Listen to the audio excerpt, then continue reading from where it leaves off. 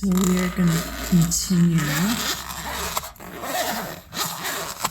with the book of Job.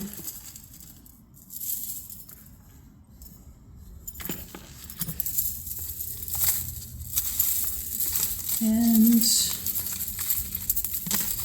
been pretty normal morning so far. I have a job interview later, so I'm looking forward to that. And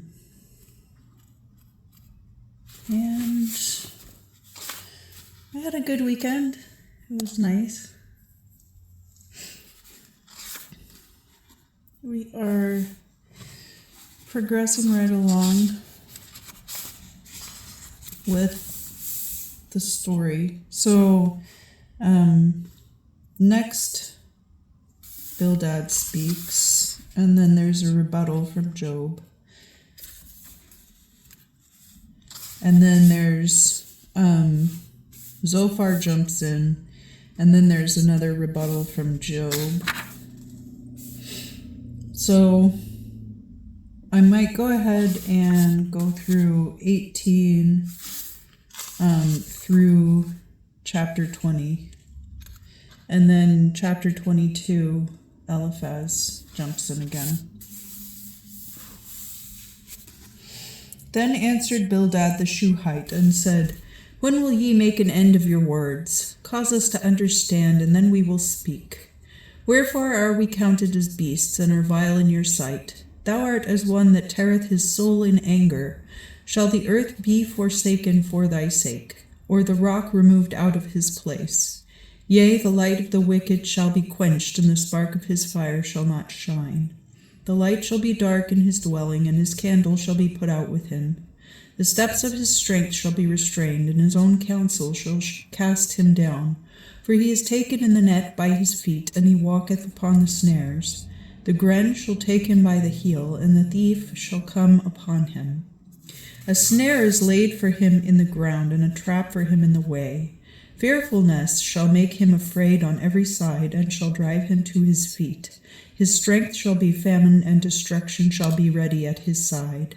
It shall devour the inner parts of his skin, and the firstborn of death shall devour his strength.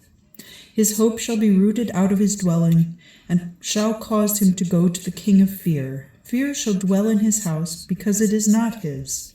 And brimstone shall be scattered upon his habitation. His root shall be dried up beneath, and above shall his branch be cut down.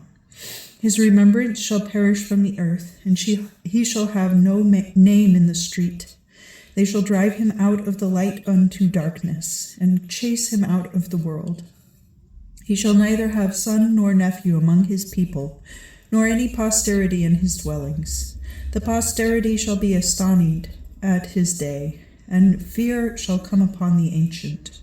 Surely such are the habitations of the wicked, and this is the place of him that knoweth not God. So,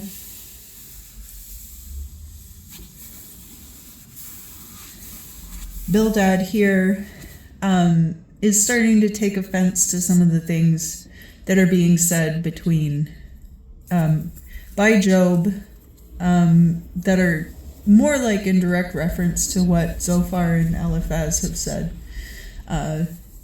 Bildad at first kind of started out more moderate in his responses to what Job is saying. But now is starting to come through with these different ways of describing how wicked men are treated by God.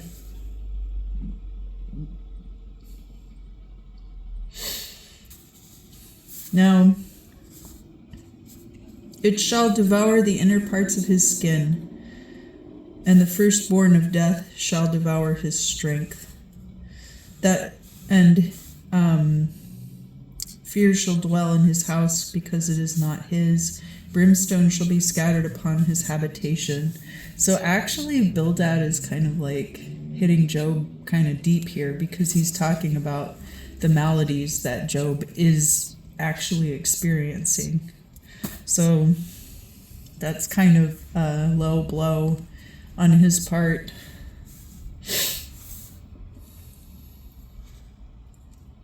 Or could be perceived thus.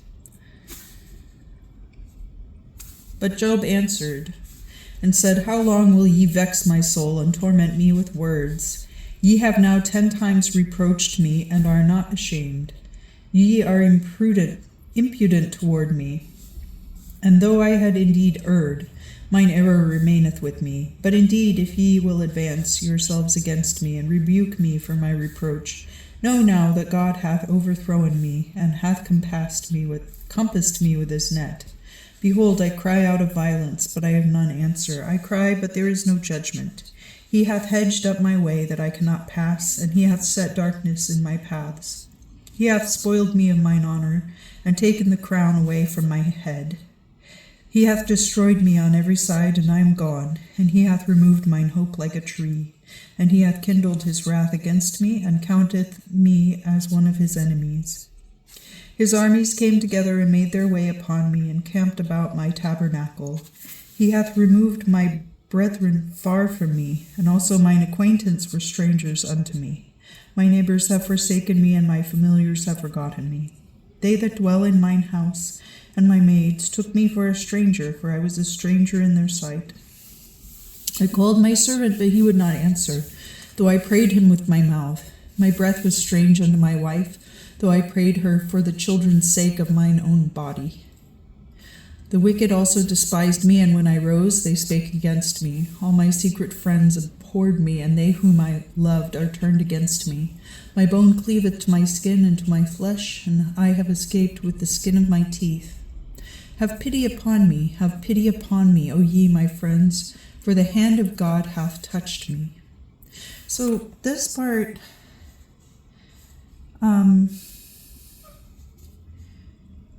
verses 13 through 21 of chapter 19 is part of Job's rebuttal. It seems as though he might be kind of like getting to a point where he is conflating some things and like exaggerating some things. Now, obviously, what Job has been through is very rough, right? But, and perhaps his neighbors have forsaken him in that he is no longer in the status which he once held. My breath was strange unto my wife, though I prayed her for the children's sake of my own body. But actually, like, I think that's one of the things that, you know, so back in chapter 2, Job has boils from the sole of his foot to his crown. So he's sitting among the ashes and scraping his boils. And his wife says to him, Doest thou continue yet in thine uprightness? Blaspheme God and die. And he says to her, Thou speakest like a foolish woman. And that's the last we hear of his wife. Now, actually, her saying that to him, it seems like a very familiar thing to say to somebody. That, that's not necessarily the kind of thing that you would take license to say to a stranger. It sounds like she was very aware of his piety and aware of his circumstances. And that's like right when his friends show up too. So now we've been part of the discourse. We don't, you know, his wife could be off doing dishes for all we know. All my secret friends abhorred me, and they whom I loved are turned against me. But like, he's literally saying that to his 3 friends, his 3 remaining friends. Even so, perhaps. We don't know if they're his 3 remaining friends. We don't know if, you know, they're just people who came from far away when they heard that bad things were happening to him. And this is something that people commonly experience when they are going through hardship, is that even though like things are, it's hard to take accurate account of the totality. So like people are like, oh, I've lost everything. Sometimes, in fact, they haven't lost every single thing, right? You can go through great loss and still have quite a lot if you had a lot to start with. And that is not to diminish that loss. If a billionaire loses half their fortune, they're still a millionaire. But then somebody could have like $2,500 worth of assets to their name, or be in debt, and then if they lose $2,500, they've lost less, but the difference is huge as far as what happens to their life. And that is kind of touched on. There's like a parable, I think, that Jesus tells about a woman who donates a penny, but she's a pauper. So when she donates this penny, it's worth more than anything else that anyone had donated to the temple.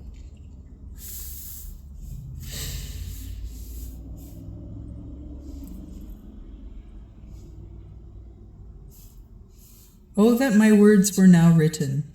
Oh, that they were written even in a book, and graven with an iron pen in lead or in stone forever. Okay, Job, well, literally that's what happened. For I am sure. Ah, yes, play me the song of your people. That my Redeemer liveth, and he shall stand the last on the earth.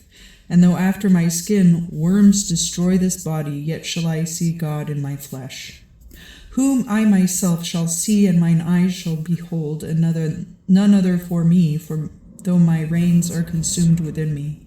But ye said, why is he persecuted? And there was a deep matter in me.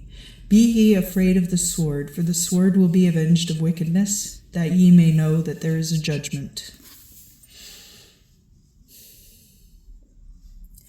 So he's saying, be afraid of the sword, like be afraid of God's wrath.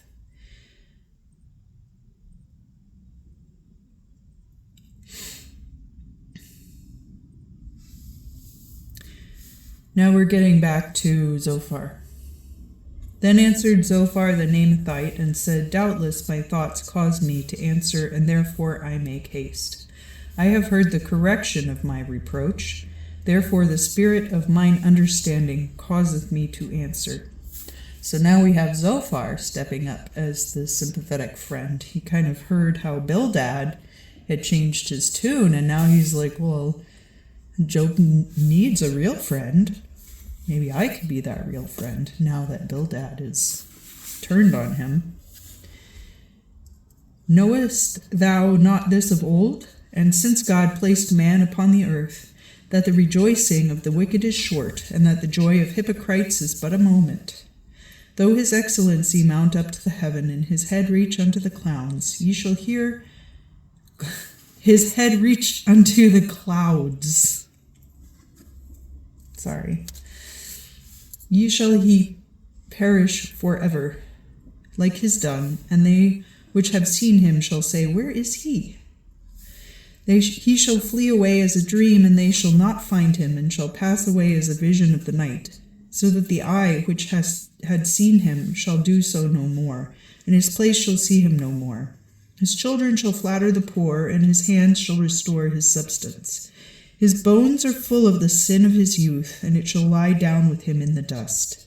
When wickedness was sweet in his mouth, and he hid it under his tongue and favored it, and would not forsake it, but kept it close in his mouth. Then his meat in his bowels was turned. The gall of asps was in the midst of him. He hath devoured substance, and he shall vomit it, for God shall draw it out of his belly. He shall suck the gall of asps, and the viper's tongue shall slay him. He shall not see the rivers, nor the floods and streams of honey and butter. He shall restore the labor, and shall devour no more. Even according to the substance shall be his exchange, and he shall enjoy it no more. For he hath undone many. He hath forsaken the poor, and hath spoiled houses which he built not. Surely he shall feel no quietness in his body, neither shall he reserve of that which he desired. There shall none of his meat be left, therefore none shall hope for his goods. When he shall be filled with his abundance, he shall be in pain, and the hands of all the wicked shall assail him. He shall be about to fill his belly, but God shall send upon him his fierce wrath, and shall cause to rain upon him, even upon his meat. He shall flee from the iron weapons, and the bow of steel shall strike him through. The bow of steel. The arrow is drawn out, and cometh forth of the body, and shineth of his gall, so fear cometh upon him. All darkness shall be hid in his secret places. The fire that is not blown shall devour him, and that which remaineth in his tabernacle shall be destroyed. The heaven shall declare his wickedness, and the earth shall rise up against him.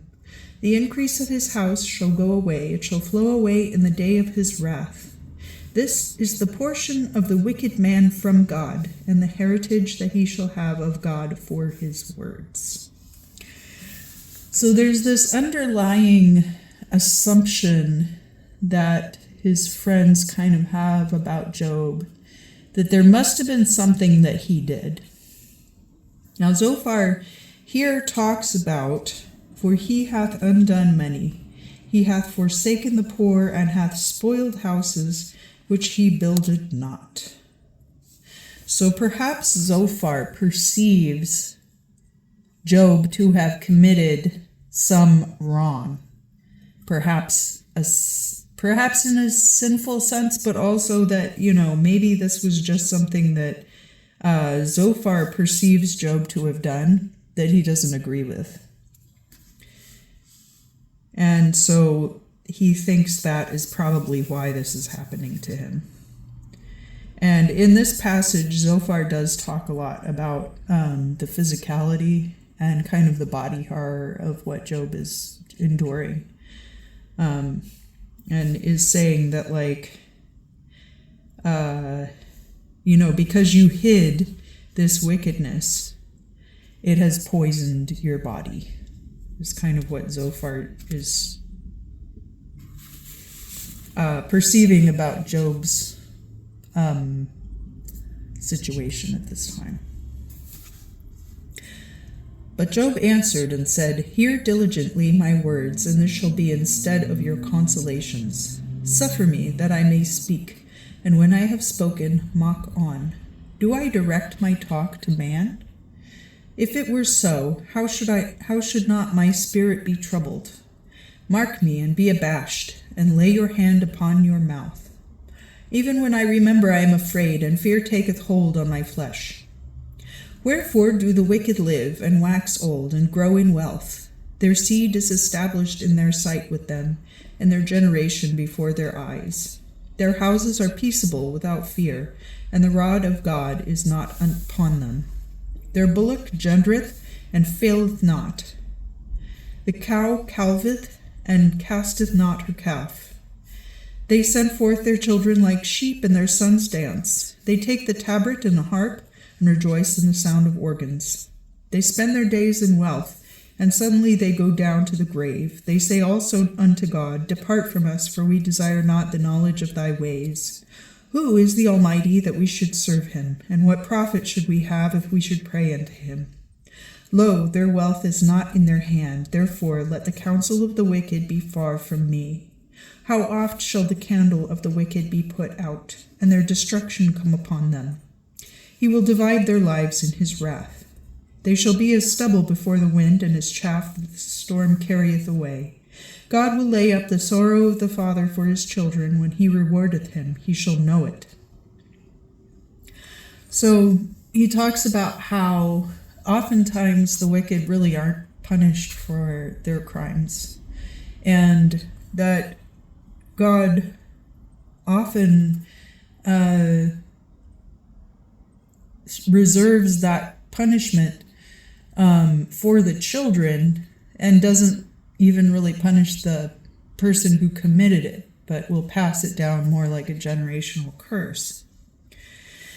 So that's how Job is kind of perceiving things now, and saying, like, look, this could have been something that happened generations ago, and now, like, I'm visiting the results of that. His eyes shall see his destruction, and he shall drink of the wrath of the Almighty. For what pleasure hath he in his house after him, when the number of his months is cut off? Shall any teach God knowledge, who judgeth the highest things? One dieth in his full strength, being in all ease and prosperity. His breasts are full of milk, and his bones run full of marrow. And another dieth in the bitterness of his soul, and never eateth with pleasure. They shall sleep both in the dust, and the worms shall cover them. So he's saying, like, people will die all the same.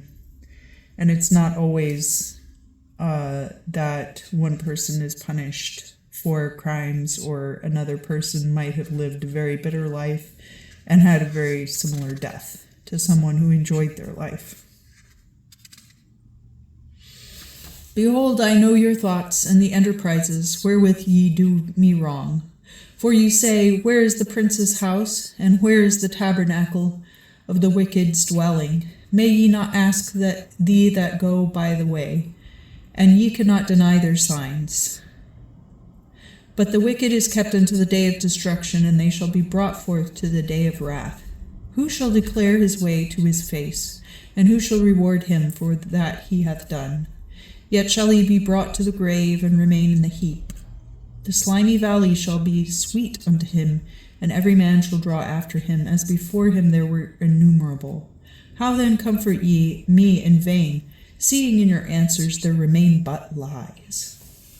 So Job is rebutting what they've said so far and saying, in fact, a lot of people do very bad things and never see any punishment that we know of for these crimes. And in fact, the things that I may have done are not even that bad. But he doesn't really address what Zophar said about potentially things that Zophar perceives Job to have done against other people, which is kind of the impression that you get from what Zophar said there.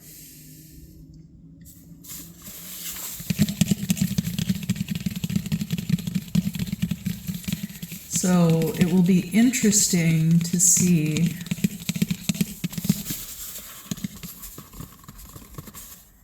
how this progresses. Another thing that can happen sometimes is you will find out the people around you who have been judging you ill the whole time that you thought were friends.